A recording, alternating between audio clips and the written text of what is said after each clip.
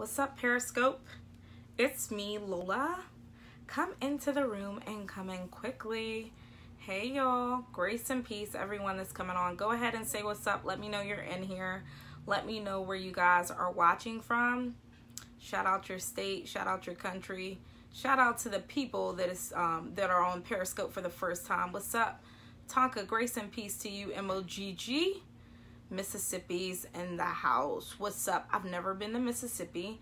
I hope to get there one day. Okay, you're watching from my basement. Got it. Hey there, Nita the Overcomer. Hey, beautiful, back to you. I love when women can celebrate one another. Official Drewski, what's up? So yeah, I just wanted to come on really quickly and just give like a hey sis moment on men and something that I observed recently. So without giving too many details away, let me tell you guys what happened. Hey Melatoria, grace and peace to you. Appreciate you for coming in here. Hope everything is going more than amazing with you and your wonderful family and your initiative for Real Women Pray and Fight for their marriages. That's awesome. So yeah, let me go ahead and get into it. Let me know if my signal is kind of trashy, because I see some people have gone out and come back in. If it's kind of messed up, let me know. I don't mind trying to connect to my Wi-Fi. But anyways, here's what I observed.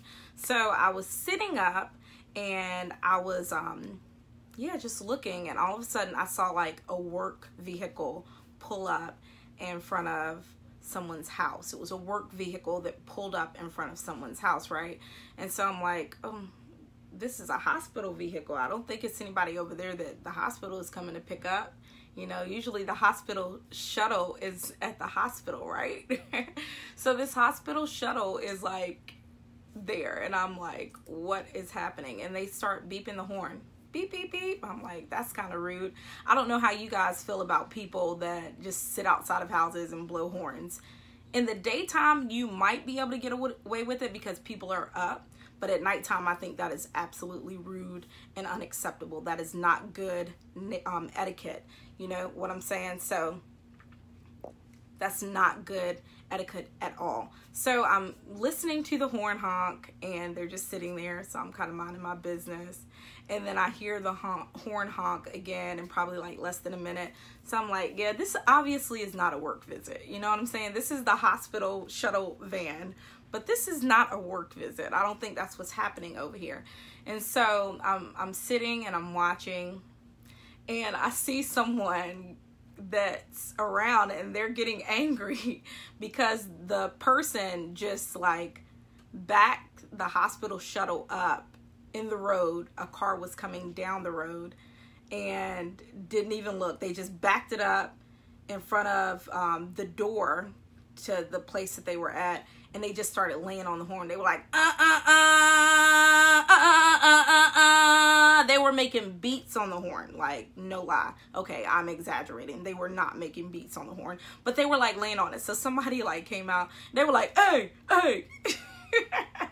They were like, hey, get out and knock on the door. They were like, get out and knock on the door. So I'm watching, and I'm like, okay, about this time, let me turn my camera on, y'all. So I'm recording now, right? So I'm watching and recording. I will not post the video, you guys. But I'm watching and I'm recording. And so the person in this hospital shuttle van now pulls back up in front of where this person that they obviously wanted to come out of this building. They pull up in front of their car, and now they roll down the window because it's somebody in the area screaming at them, telling them like, you need to stop blowing that horn, go to the door. So now they put up the window, and I'm just watching, you guys. I'm just watching because I'm a people watcher. So they get out the car. They get out the car and they go around the person's car. So they go around the person's car, and I'm like, oh my gosh, like now they're at their car.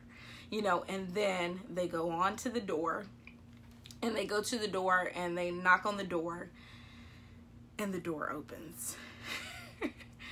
And you can about imagine with my topic, like, hey sis, let's talk about men, that this is going to be a domestic thing, right? So it's a woman that hopped out of this hospital shuttle she's obviously not working. This is not a job pickup. You know what I'm saying? Like the hospital shuttle is at the hospital, not way where she was at. So she hops out. She's at the door. The man, can you imagine what he did? Do you think he opened up the door and let her in? Ladies, you know, if we've been in this situation, what the men are going to do, right? In most cases, they are not going to open up that door and let you in. Like, so he did not open up that door and let her in. He just talked to her through the door, and they talked, and her closing statement was, "You better take me off the block list or I'm going to be over here again." That was her closing statement. So I saw that, and at first I was like, kind of, okay. So my phone froze for a minute because it just told me low battery. So give me 1 minute, let me charge in.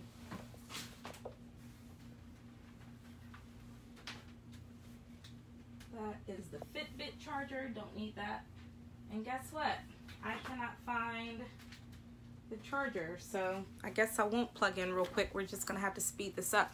So sorry, my phone is going dead, so I'm about to speed up this story and just my thoughts on it. But at first I was a little bit annoyed and I was a little bit aggy by it, because I'm like why would you do that? You know, you are disturbing like a whole area because of this. But then I started to feel like a little bit of compassion, and I felt like, wow, I've been there before too, where I've done super stupid stuff, you know. I made those dummy decisions in the moment because of how I felt, you know, how we feel. So I began to feel compassion for the girl, because I'm like, this girl done drove here in her work truck. Like, this is a hospital shuttle that you have driven over here to confront someone about obviously not responding to you and blocking your number or blocking you on social media or whatever. So I began to feel compassion for her. And I was like, dang, if I see sis again, I'm going to tell sis, first of all, like, nobody's not telling you not to be mad, but you need to be mad on your own time. And you need to be mad in a way that is responsible. You need to think a step ahead of your anger. Yeah, you might be angry right now, but if you just stop just for a moment and think like 2 steps ahead, what happens if I go somewhere in my work vehicle and I get reported? If this video is uploaded online, the company I work for sees this, I'm going to get in trouble. There's going to be consequences for that. Okay, so what's the next step beyond that? I could lose my job. My job is my livelihood. It's the resource I have for my family, you know, because I'm pretty sure she has a family, a home. So it's just like, slow down and just think 2 steps ahead, at least ahead of your decisions, the decision you want to make before you make it, so that you can try to catch yourself.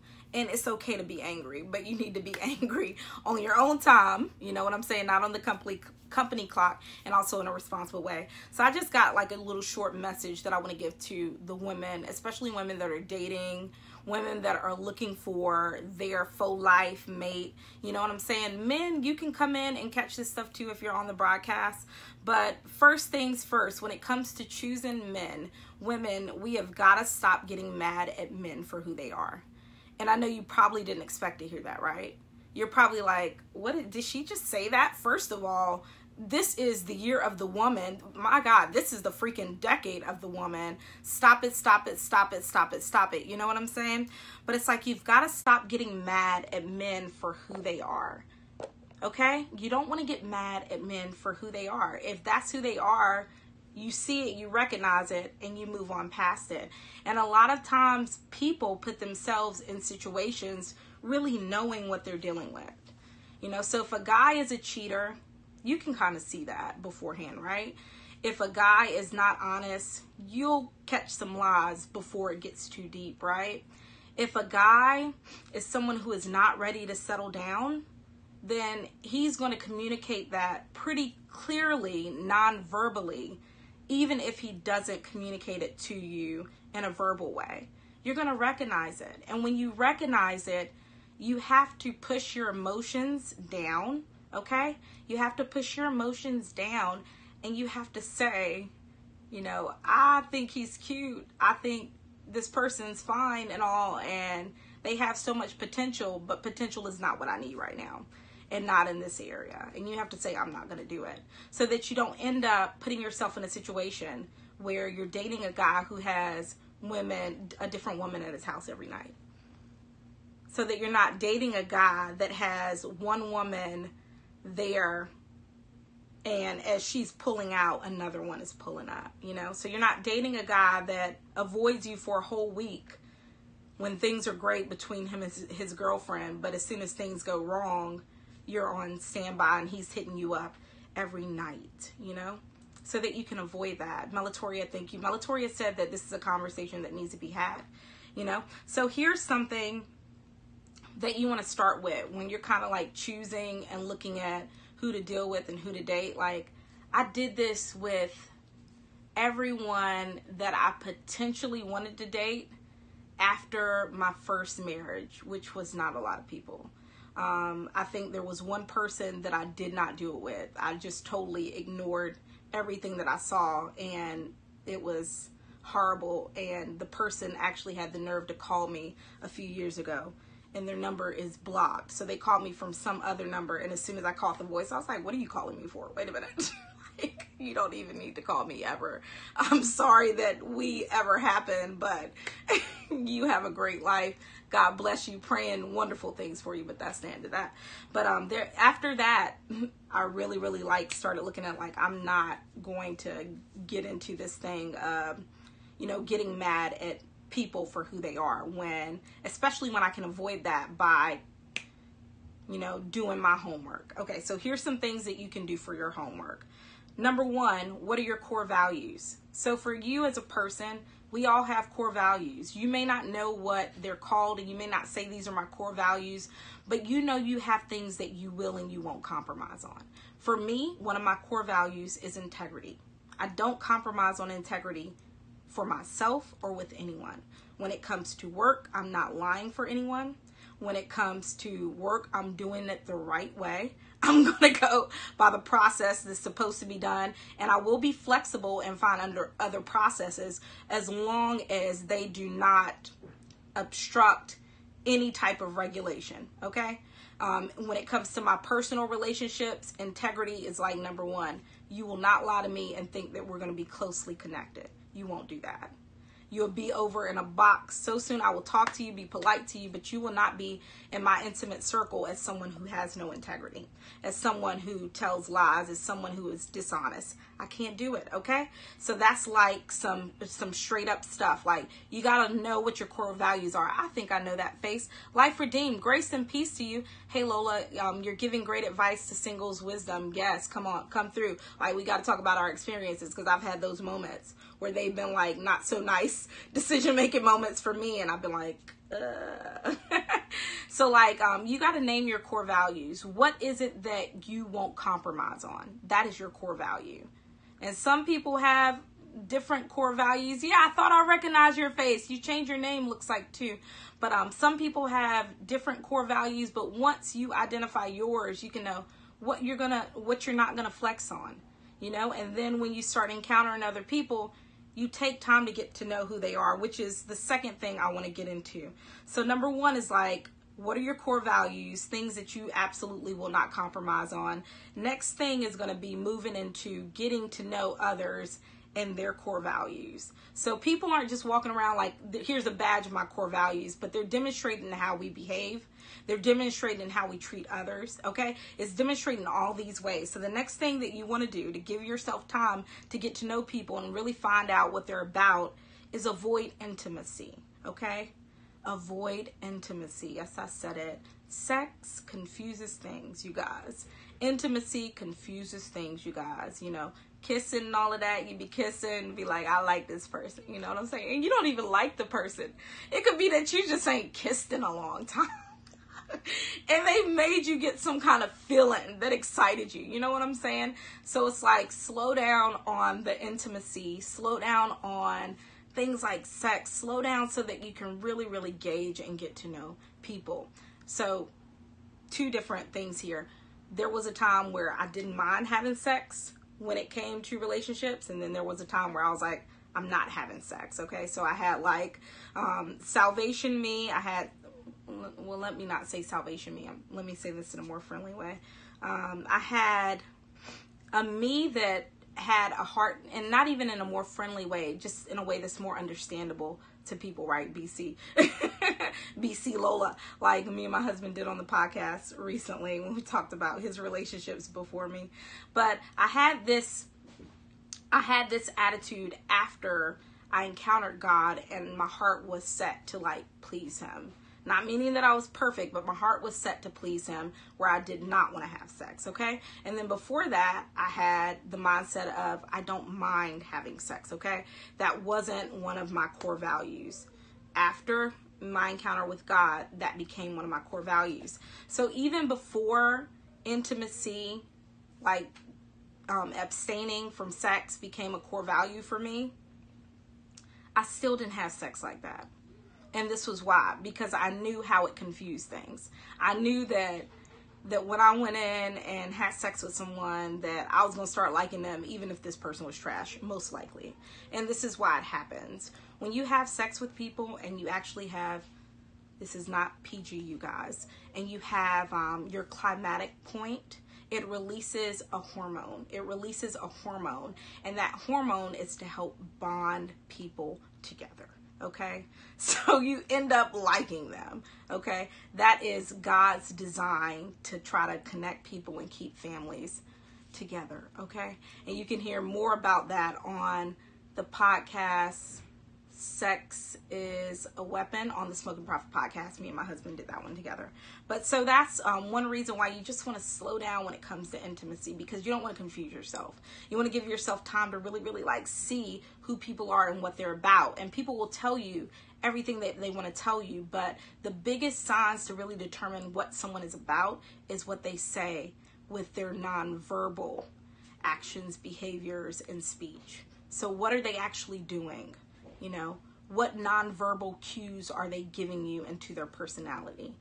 If someone is honest and they see $20 laying down in your house, they're not going to touch your money, or either they're going to tell you, hey, sis, you got this $20 right here. If they're dishonest, they ain't going to say nothing about that money. They probably going to sneak that money right on up off, okay? And when you see that, you say, oh, guess what box they going to be in? This one way over there. Okay, so let's go ahead and get into the next point. Then from there, you kind of want to get into the big three things, okay? Which is money. How do they handle money? Okay, what are even their goals for money? And then religion. Do they have religious views? If they have religious views, what are they? And then also family. What are their ideas about family? You're doing all of this to see what you guys share and what you don't share. So if you get involved with somebody who has 2 kids and they're like, I don't want any more, then guess what? If you want to have kids, you already know, let me just go ahead and get this off the list. If this is not something they said they would be flexible on, and they're just absolutely resolute that I don't want to have any more kids, then you just go ahead and knock them off. If their religious views are different from yours, or if they have no religious views, then you have to make a decision. Like, is religion one of my core values? Will I compromise on that? So for me, religion is a core value. And me and my husband, I'm married now, we agree in that area, okay? And then also money. Like, what are their views on money? How are they handling money?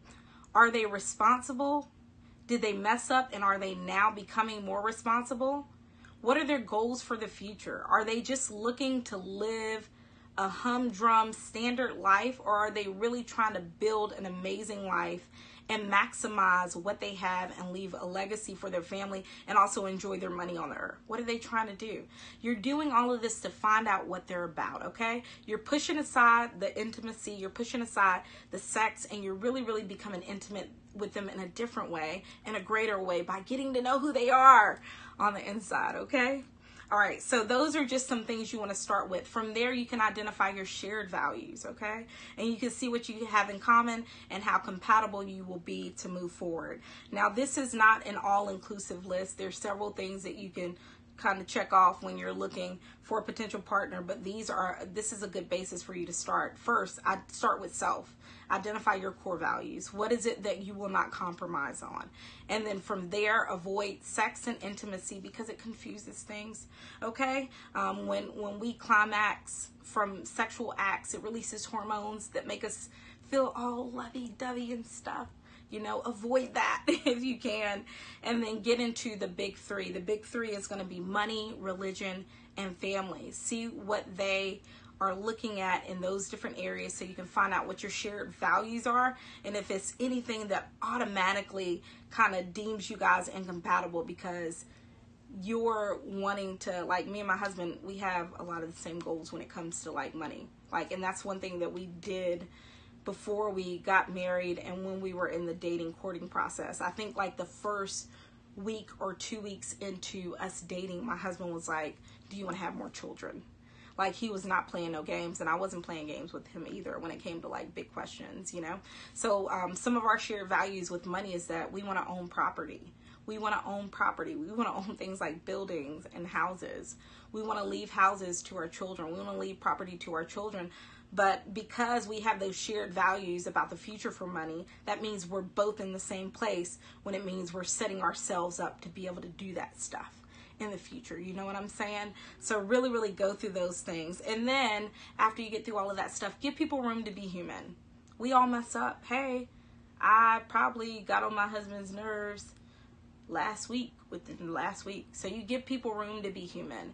If they mess up, look at it like, is this something that is this something that I'm just tripping on? Because sometimes we have those moments, right? Where we're just tripping on stuff. I'll give you guys an example. So my husband is an only child, and he's an only child with his mom. He has siblings that are his half siblings that he didn't grow up with. But he's an only child, and then he's always had roommates. My phone just told me that my battery was low. It's under 10% now, so I'm speed this up. So because he's an only child, he is very used to doing things on his own.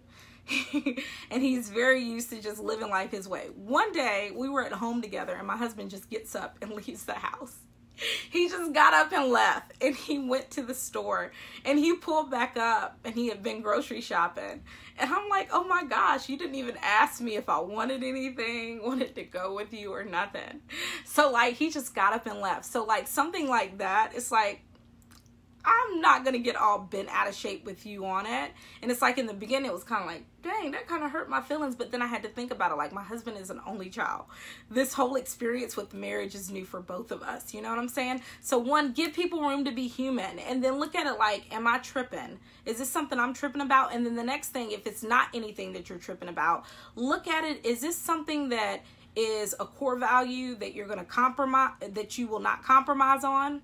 You know? And if this is something that you can compromise on, you know, and if it's something like, say, for example, cheating, you know, weigh it out.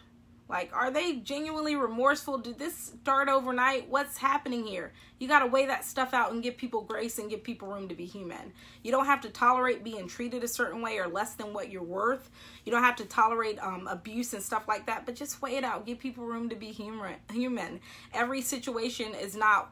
Every answer to your question and the situation that you're going through is not going to be one size fits all. So some people will tell you, oh, they cheated on you, you need to leave them. You know what I'm saying? And then other people will tell you they cheated on you, you need to wait out. But if they cheated on you, you need to look at the situation.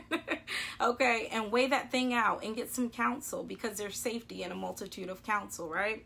Okay, so then from there, make sure people are truly remorseful when they do stuff, and you show remorse in your actions as well as your words. So if they're remorseful, then that means that they're turning from the thing that they've done and they're trying to do better. When I do things that offend my husband, I'm like, oh my gosh, I'm so sorry. I really didn't know that offended you. And I immediately start working on that thing. And he's like, I know she's remorseful, and I'm going to give her grace even in moments where she messes up.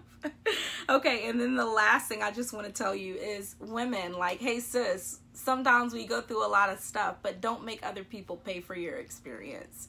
Okay, I went through a lot of stuff, and oh man, in my past relationships, and when my husband came along, like I was okay, but in a sense I made him pay for it because I was not completely unguarded and I wasn't loving him fearlessly.